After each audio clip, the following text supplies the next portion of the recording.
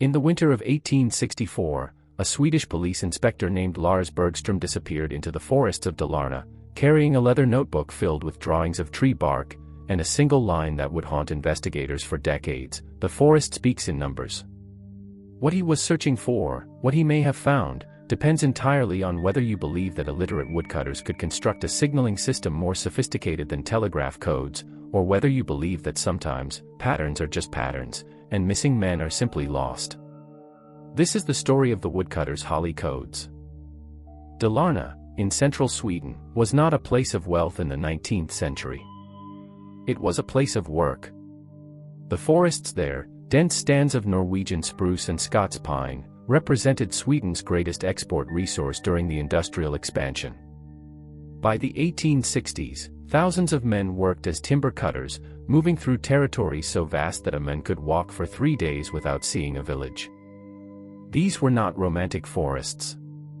They were economic engines, and like all engines, they attracted those who sought to exploit them. The diamond trade in mid-19th century Europe was undergoing transformation. After the discovery of significant deposits in South Africa in the 1860s, smuggling routes proliferated across the continent. Gemstones were small, valuable, and remarkably easy to conceal. And while most historians focus on southern routes, through Mediterranean ports and Alpine passes, there exists a peculiar gap in the archival record concerning Scandinavian timber regions. Why would diamonds travel through Swedish forests? The answer, if you believe the theory, lies in isolation. Forest roads in Dalarna were controlled not by military authorities or customs officials, but by timber guilds and independent contractors. A man carrying diamonds could move as a woodcutter, his cargo hidden in tool satchels or hollowed axe handles, passing through a landscape where strangers were common and questions were rare. But moving cargo is one thing. Coordinating that movement, without written messages that could be intercepted, that requires something else entirely. The marks first appeared in police reports in 1862. A timber inspector, not Lars Bergström, but his predecessor, a man named Olof Sundberg, noted in his log that several felled spruce trees bore unusual regularities on their inner bark. He described them as symbols resembling elder runes, but more geometric, always in sets of 3 or 5, always facing the cardinal directions. Sundberg was a practical man. He assumed the marks were ownership indicators or boundary signals. But he noted something strange: they appeared only on trees felled within 50 meters of major forest roads, and they appeared most frequently along routes leading toward the Norwegian border. He filed his report. Nothing came of it. In 1863, a gemstone dealer in Stockholm was arrested for possession of unregistered South African diamonds.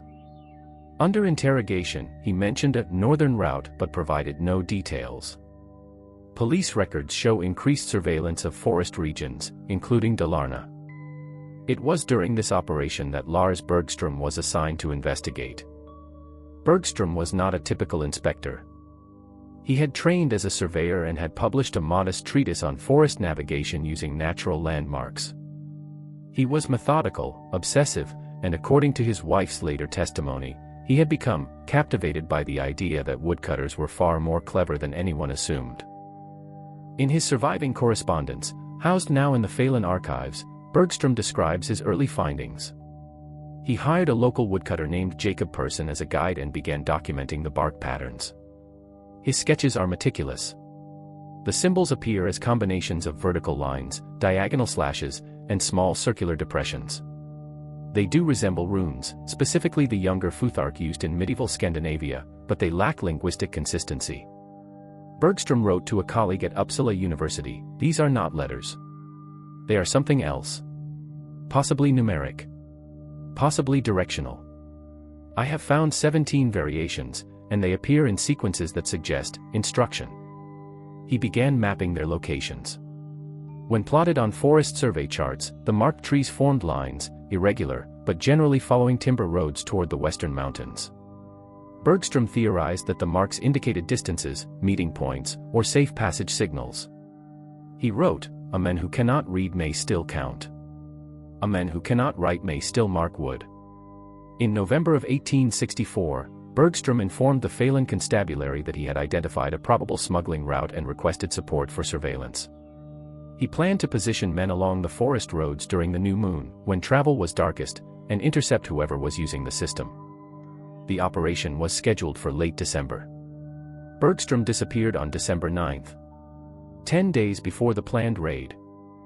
The official report states that Bergstrom left his lodgings in the village of Mockjard on the morning of December 9th, informing his landlady he would return by evening. He carried his notebook, surveying equipment, and provisions for a day's travel. He was never seen again. Search parties combed the forests for 2 weeks. They found no body, no equipment, no sign of struggle. In a region where men occasionally froze to death or fell into ravines, Bergstrom's disappearance was unusual only in its completeness. It was as if the forest had simply absorbed him. His notebook was found 3 months later, partially buried near a woodcutter's shelter approximately 8 kilometers from where he was last seen. The pages were water-damaged but legible. The final entry, dated December 8th, the day before his disappearance, reads, "The forest speaks in numbers. I have learned to listen. Tomorrow I meet the architect." No architect was ever identified. The police raid occurred as scheduled in late December, though without Bergstrom's guidance. Officers searched woodcutters' camps, questioned timber workers, and examined recently felled trees. They found nothing. More significantly, the bark marks had vanished. According to the raid reports, officers inspected over 200 trees along the suspected routes. They found logging marks, ownership brands, and natural scarring, but none of the geometric patterns Bergstrom had documented. The constable in charge wrote, "Either the inspector was mistaken, or someone has been quite busy with a knife." This is where the theory fractures into interpretation. Skeptics point out that bark patterns are inherently temporary. Spruce bark, when exposed to air and moisture, degrades rapidly. What Bergstrom documented in 1863 and 1864 would naturally deteriorate or become obscured by fungal growth. The disappearance of the marks could simply reflect the passage of time and weather. Moreover, there is no direct evidence that diamonds were ever smuggled through Dalarna. The gemstone dealer's mention of a northern route is vague and could refer to any Scandinavian region. And Bergstrom's disappearance, while mysterious, occurred in a landscape where death by exposure was common. But believers in the conspiracy ask uncomfortable questions. Why did Bergstrom's notebook appear so far from his intended route? Why was it buried? And why did multiple police officers, using Bergstrom's own maps, fail to locate patterns that he had photographed? Yes, photographed, though those images have since been lost, just months earlier. There is one more piece to consider. In 1901, a retired woodcutter named Henrik Moberg was interviewed by a folklorist collecting timber worker songs and stories. Near the end of the interview, Moberg mentioned the tree tongue, a system, he claimed, that old-timers used to leave messages for each other in remote areas.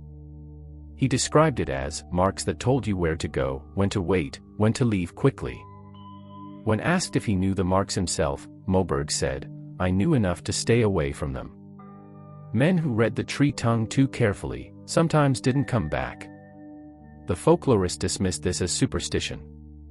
But the interview was filed in regional archives, where it remains, unconnected to Bergstrom's case until researchers began comparing notes in the 1980s.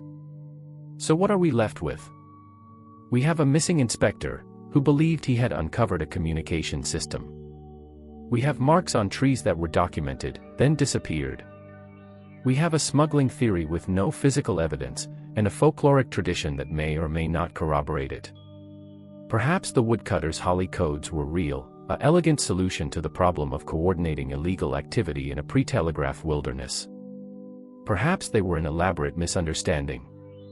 Bergstrom imposing patterns onto randomness, seeing conspiracy in coincidence. Or perhaps, the truth lies somewhere between. The forests of Dalarna are still vast. Timber is still cut there, though the industry has modernized beyond recognition. But if you walk the old forest roads, the ones that wind toward Norway, through territories that have changed little in a century and a half, you might pause before a felled spruce and wonder if the marks you see are merely the scars of industry, or whether, just perhaps, the forest is still speaking. And whether anyone is still listening.